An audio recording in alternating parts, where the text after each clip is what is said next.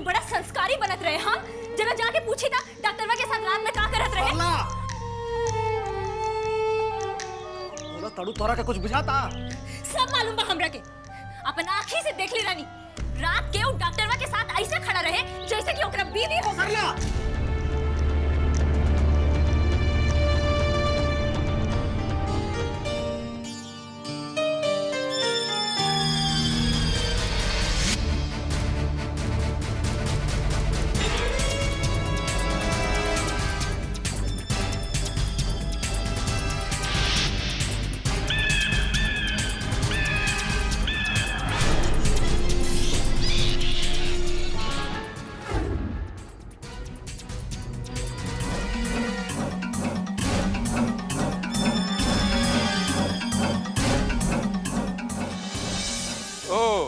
तो बड़की मलकाइन बोड़ मछली फंसावे लागल। धर्म मान मर्यादा और प्रतिष्ठा की बात करे वाली बड़की मलकाइन अब रासलीला रचा होती है। कोनो बात नहीं कि एक बार खाली हमारे बिजनेस सेट हो जाए ओकर बाद इनहू के देख ले।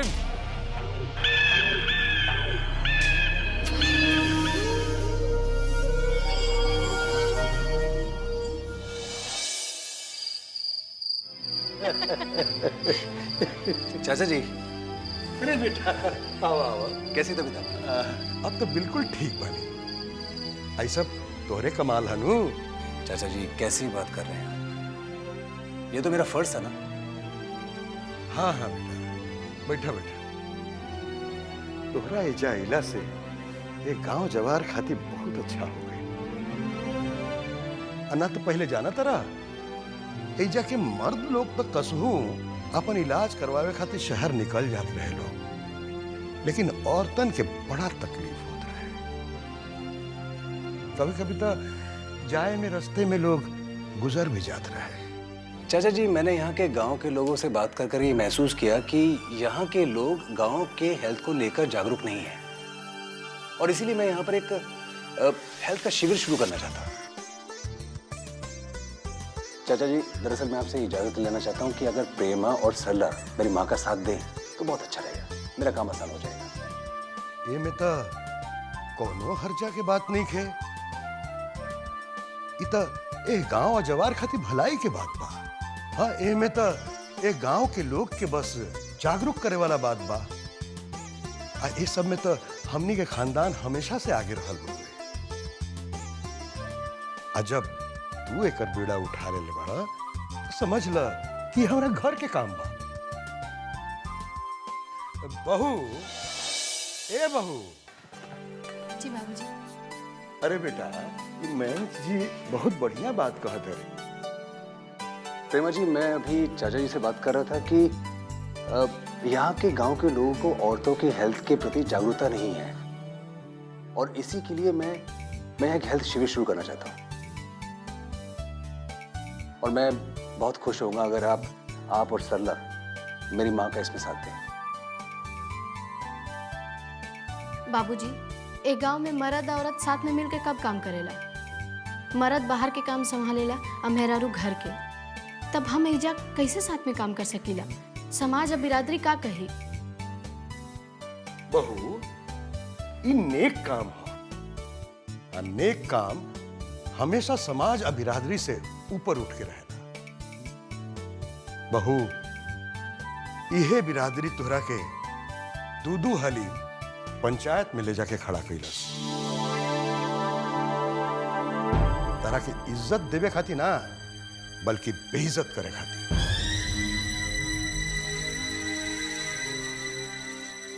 प्रेमा जी, आप अकेली कहाँ हैं? मेरी माँ भी तो साथ में, और सरला तो रहेगी ना। उनकरा के तो हम नहीं जानत, लेकिन बहू, हमारी दिली इच्छा बा कि तू ये नेक काम के कर।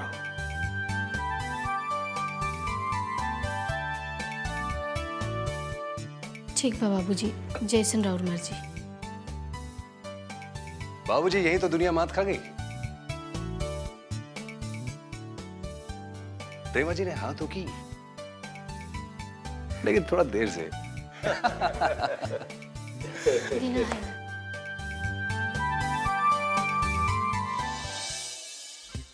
अरे भाई जब से सानिया मिर्जा के बियाह भइल बा ना मक्खन काका के दिलवे टूट गइल बाबा। हाय अरे का यार जवाहिर, जब देखा तो अखबार में घुसल रहेला, खाली बस देश दुनिया का खबर रखेला। गांव में का हो रहा बा कुछ खबर बा कि ना तो हम लोगन के? अरे गांव के खबर खाली तो हम लोग बाड़ा लो ना, हम ई पेपर से ना पूरा देश के खबर जाने नहीं। वैसे गांव में कुछ होता का, कोनो ताजा खबर? तो हम लोगन का खबर है कि डॉक्टर बाबू सुई दवाई देले के साथे साथ गांव के मेहरारुअन के संदेशो दिया था कि एगो शिविर लगे वाला है जिसमें मुफ्त में सलाह दिहल जाई। मुफ्त में सलाह? हम्म। क्या बात? मुफ्त में सलाह? हाँ हाँ ये कौन बड़ी बात है? मुफ्त में सलाह देवे खातिर तो हम लालायित रहीला, लेकिन कोई लेवे में तैयार नहीं। ये गांव में मेहरारू के होखे वाला बीमारी और उसे निजात पावे का नुस्खा बतावल जाए, वो फ्री में। मुफ्त का सलाह भैया आप सब अब अपने पास ही रखें, हम तो चले। ला ले इनकर केस सुखराम नाम रख देला सो। तेरे उनका माई बाबी धैले हुई अरे छोड़ा जाए दे मर्द, छोड़ा। सुनी जी, ई डॉक्टर के यहाँ से निमंत्रण आयल बा। हम यह कहत रही कि तोहरा जाए के बाद तू जा। तो बहुत सेवा भाव जागा था तू लोग के अंदर आए। साफ साफ बोल, जा ज्यादा इसकी ना। हाँ का?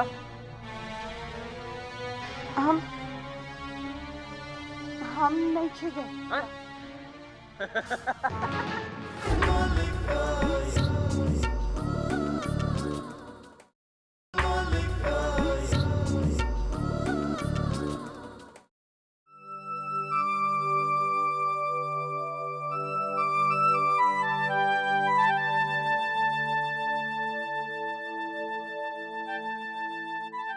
निशा, कोनो नोटिस आयल बा का?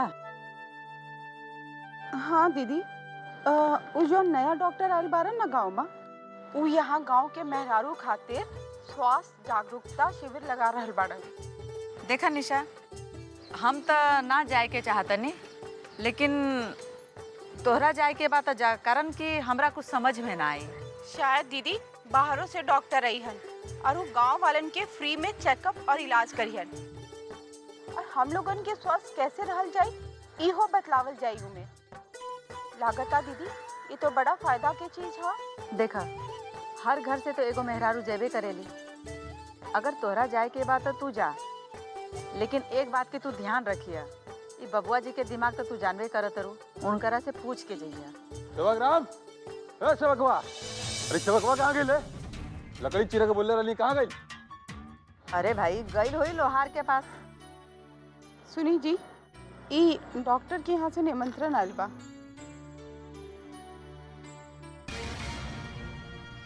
का?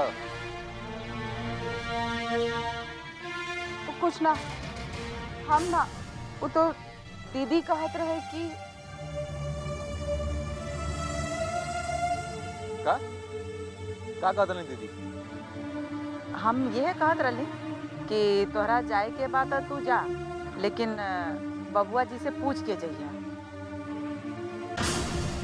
तो बहुत सेवा भाव जागा था तू लोग के अंदर आए। साफ साफ बोल, जा ज्यादा इसकी ना।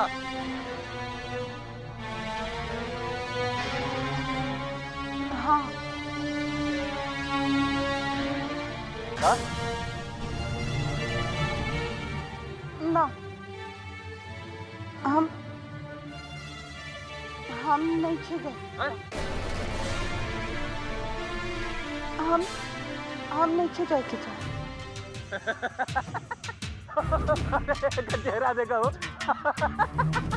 ऐसा चेहरा के खड़ा भैया। हम नहीं कहा कि तू जो हो करा के सही में वो कहा वो डॉक्टरवा के संगे हमारे बिजनेस चालू होके लबा, और आज शाम के हमारे राजवंश जी से बिजनेस मीटिंग होगा, तो तू पगड़ी जल्दी समझा तो हमारा और काम हो जो। और अरे ये अच्छे जवान बा मदर इंडिया सबसे बहुत डिजाइन बढ़न ना, तब से तो कुछ काम करे लू ना, कम से कम कुछ काम कला।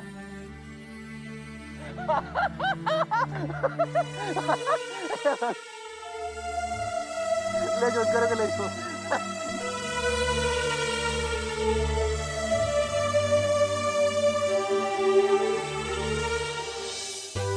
चाची जी मयंक बाबू के कहला के अनुसार ना 3 गो लिस्ट बना देले बानी। अच्छा, पहिलका बा 18 से 30 वर्ष के मेहरारू लोग, ओकरा बाद 30 से 50 वर्ष के, और ओकरा बाद 50 से 85 वर्ष के मेहरारू लोग। कितना घर में कितना कितना बरिस के मेहरारू बा सब लिख देले बाड़ू ना?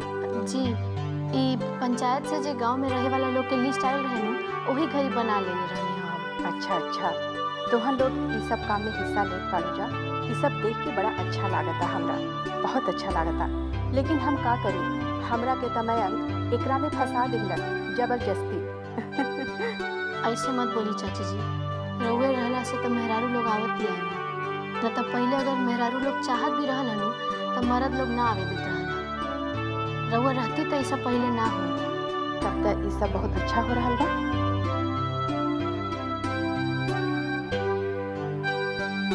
एक बार मयंक भी एकरा के आकर देख लेता ना तो अच्छा हो।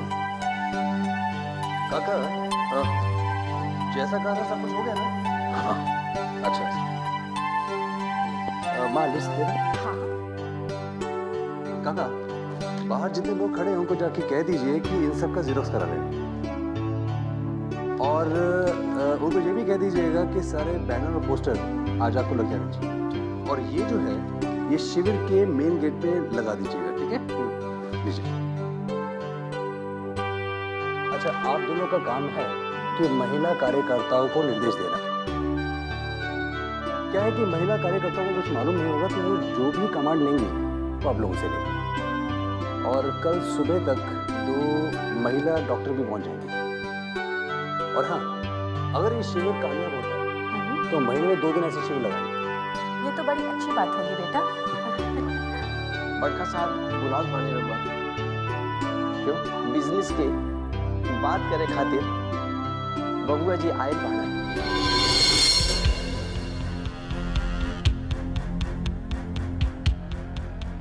बबुआ जी?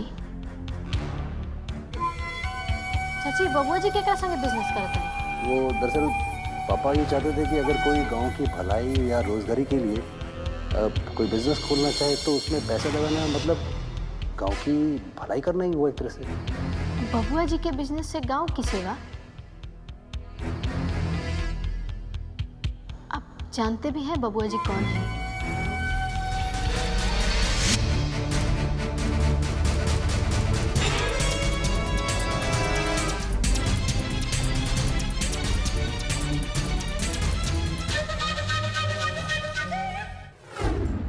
और सुनिए, अगर तुमने कहीं से पैसा जुटा भी लिया तो भी इस गांव में तुम्हें हम ये काम करने नहीं देंगे।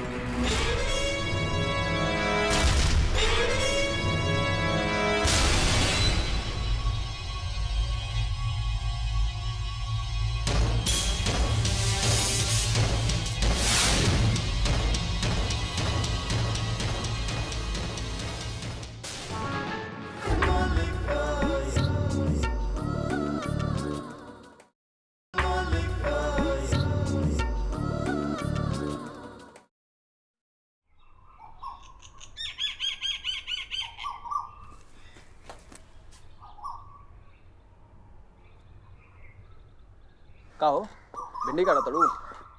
तू दीवार फाना और तो हर भौजाई वहां बैठ के गुल खिलावा तड़ी। बाबूजी अभी ठीको ना भई, आई मलिकाइन पूरा गांव भर में घूम के गांव के सेवा करत तड़ी। अभी पानी गरम करके दे, फल काटी और बैठ के खिचड़ी बनाई। अजीब औरत बाड़ू तू हैं? एक दिन तोरा से बाबूजी का सेवा नहीं के हो। भौजी दिन रात सेवा करके उनकरा के ठीक कर लिया। आज तनी देर खातिर वो बाहर का चल गेली तो तीली मोरे लागल। हम सब जानत बानी, डॉक्टर के साथ बाहर मिलके उनकरा के सिखा पढ़ा देली कि बाबूजी से कह के उनकरा के शिविर में जाए देस। अब बाबूजी सोची है कि हमार बहू कितना संस्कारी बाड़ी, सब काम हमरा से पूछ के करे। हाँ, बाबूजी हाँ कैलन हम तब वो नाना के रट लगौले रहे। उनकरा तो हम रग रग से वाकिफ बाड़ी। ये सरला ढेर नहीं खूब बोला, अब इतना गुस्सा काहे क्या होता तोहरा के? भौजी जात रही है तो तोरा से पूछ लिया ना जाए खातिर, कहबो कैली है कि दीना घर का कुल काम कर लिया चला। उस समय तक कहलू कि ना जाई, अब कहे के गुस्सिया तड़ू, अब बैठ के उनके पीछे अवाल बवाल बतियाओ तड़ू। ये काम है तोहार, अपन जितना गलती बा दूसरे के ऊपर थोप दा। कुछ और सीख ले उखले बाड़ू की ना तू। उन उनकर जैसन छत्तीसा पड़े हमरा ना आवेला। तो जानत रहे कि हम शिविर विविर ना जाए, यही से आ गई हमरा लगे गाल बजा। उनकर अच्छाई अब तोहरा के बुराई लगता हैं?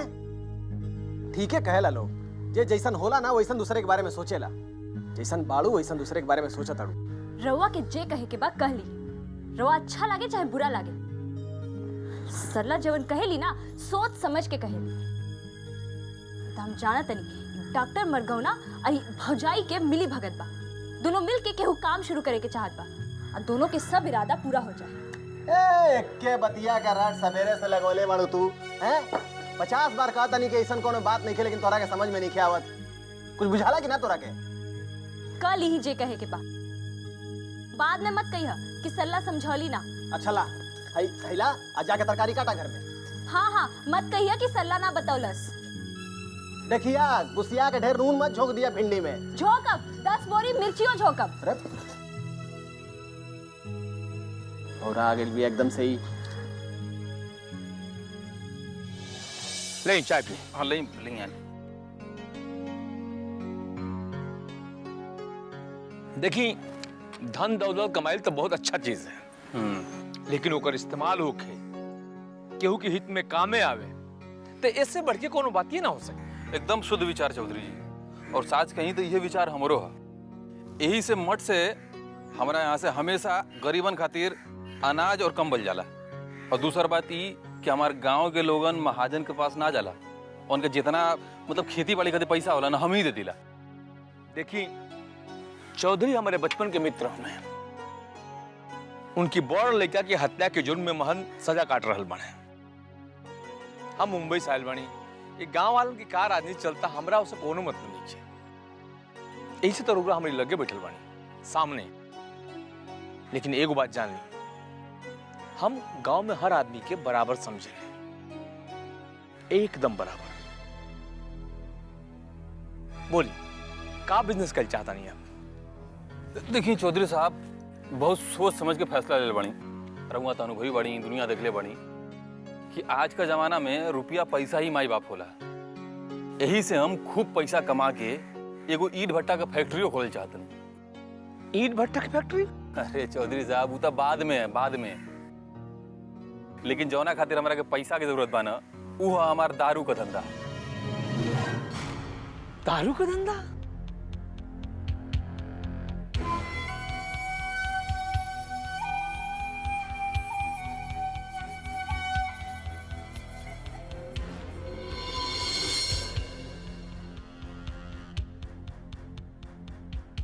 इस दारू के धंधे में गांव की जान और ईमान दोनों खतरे में है। आपको इस काम के लिए चवन्नी भी नहीं मिलेगी।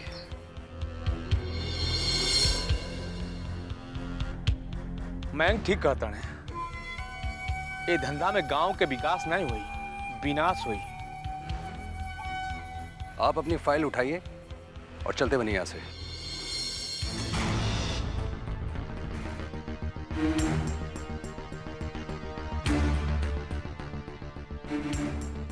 और सुनिए,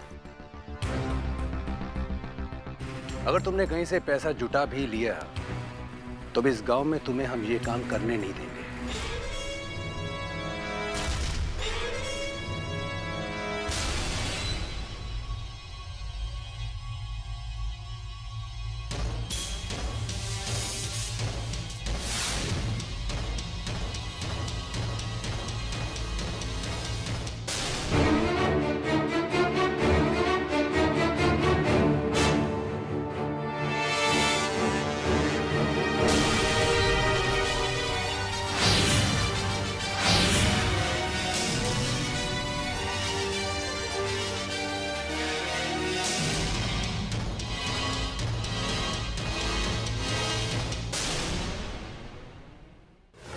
बहुत बढ़िया, बुलाइए क्या? देखिए, अगर बदतमीजी पर आप आ गए हैं तो सुन लीजिए। इस शिविर के खत्म होने से पहले हम किसी महिला कार्यकर्ता को नहीं छोड़ेंगे। आपके बस का जो कर लीजिए।